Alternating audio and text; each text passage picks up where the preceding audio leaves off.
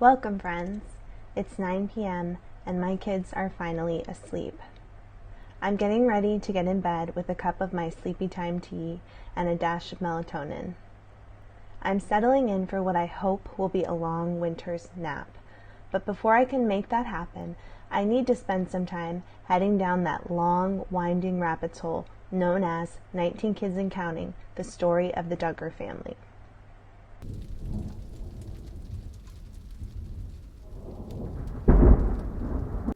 Be honest.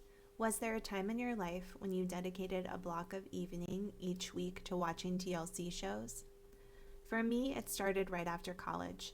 I was a big fan of, number 1, TLC's super cheap home makeover shows, and number 2, 19 Kids and Counting, all about the Duggar family.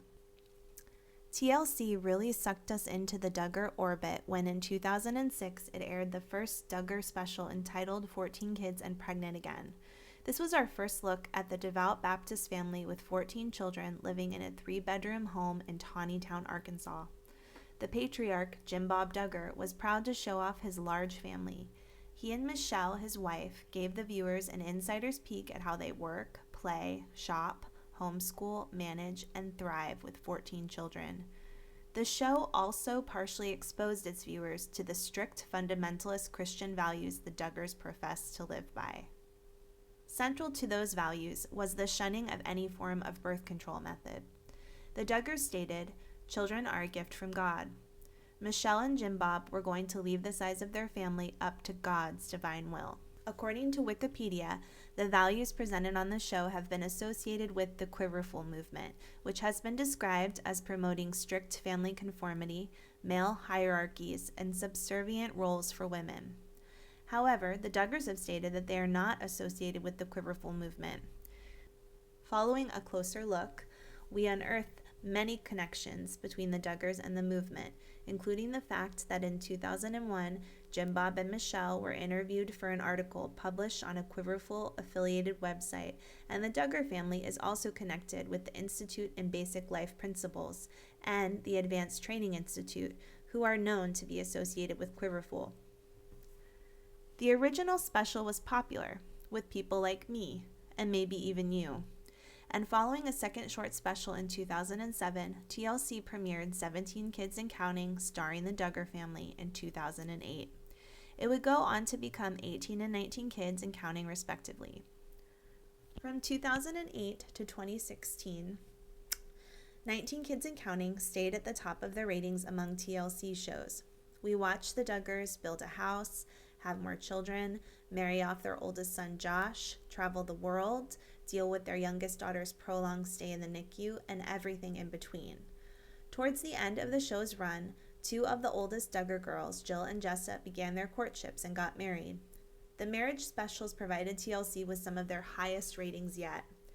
Meanwhile, behind the scenes of the show, the Duggars were living their Baptist faith, continuing to homeschool, participate in fellowship exclusively with others who shared their beliefs, and even going on a speaking circuit at religious conferences.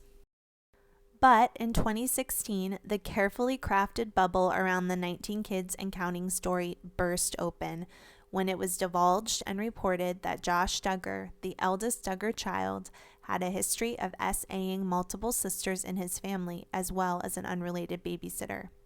As shocking and awful as this revelation felt, it was only a short time before more sad family secrets would be exposed. It was discovered that Josh Duggar was involved in an Ashley Madison scandal, seeking out and participating in extramarital affairs. Josh lost his job, had to move home, admitted to a porn addiction, and was accused of violence and assault by at least one of the women he had an affair with. 19 Kids and Counting was canceled. As many of you are aware, there's so much more to this ongoing story, but let's stop here and discuss the realities of what these pieces of TLC pop culture contributed to our lives and why it's so important. 19 Kids and Counting created an entire community of fans.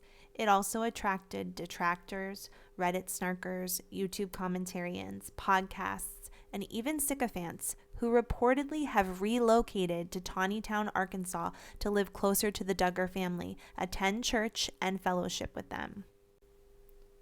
How many people has this family's show directly affected? For me, the Duggars in the show are actually an important influence on some of my life's choices and the way I chose to start and raise a family of my own. Coming from a family with history and ties to the Mennonite community, my parents actually shunned religion. They were against attending church and spoke negatively about friends and family who did. They made it clear to me religion carried negative associations from their childhood. There was also an undercurrent of major mental health issues in my family. Addiction and abuse were present. The people around me were often just trying to survive, and I didn't feel a lot of love, comfort, or stability. Many people grow up in these circumstances, and here was TLC showing us an odd but uniquely close family who appeared to care very much for one another. As I finished college and went out into the world, I started to think about my own future and how I wanted to start and raise a family. This was right around the time the 19 Kids and Counting show made its first appearance in my life. So let's be honest, when you watch the first Duggar special, there is an air of craziness about the situation on the screen. Their clothes are handmade, styled from an era long ago. Michelle's hair is puffy and teased to look like a football on top of her head. The kids don't watch TV. The home is small and simple. But TLC, likely along with the Duggar family, carefully crafted the narrative to portray two parents who are calm, loving, devoted, and kind. They have a stable, well-run household with supposedly clearly established boundaries. They carefully plan their budget. They have a well-thought-out meal plan for the kids. They are working on building their forever home, doing most of the work by themselves with sheer confidence and willpower to make it happen. I can't be the only one who was a little bit impressed by all of this. Sure, you could call them goofy, but let's be honest, I was expecting worse. Based upon what I'd heard from my parents about fundamentalist religion, I was expecting a scary, angry, restricted environment with whippings and maybe even sad, frightened children. I was expecting poverty. I expected to see the children cowering in church while being blasted by sermons. Instead, TLC gave me light, laughter, camaraderie among the siblings, kindness, respect from parent to child, just an overall feeling that these were parents doing the best they could in good faith to raise a family with love and guidance from their Bible. This didn't look so bad, and to be honest, I felt jealous. I spent a lot of time feeling alone in the world and stuck in survival mode like my parents had been. What would it be like to have 13 siblings who I could call on the phone to help me move into my dorm room? Or a dad who knew how to build a house from the ground up and was willing to help me fix the electrical problems in my condo. This is part of how TLC and the Duggar family roped in many fans and views. I'm not saying that I was a fan of the show, just more so that it kept me interested, coming back for more occasionally. And more importantly, it made me think about the role of religion in my own life. It made me want to incorporate it into raising my children, and maybe even make it a backbone of my family.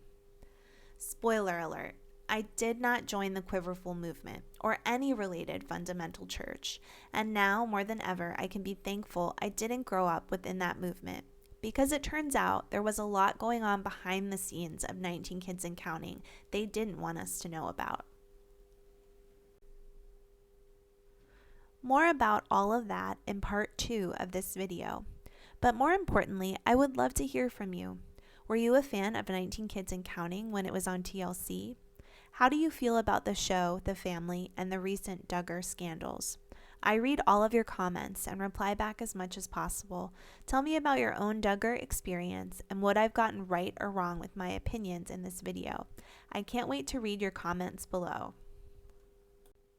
For now, I'm off to read some interesting articles, watch some new commentary, and head even further down the rabbit hole before I finally fall asleep. Good night, friends.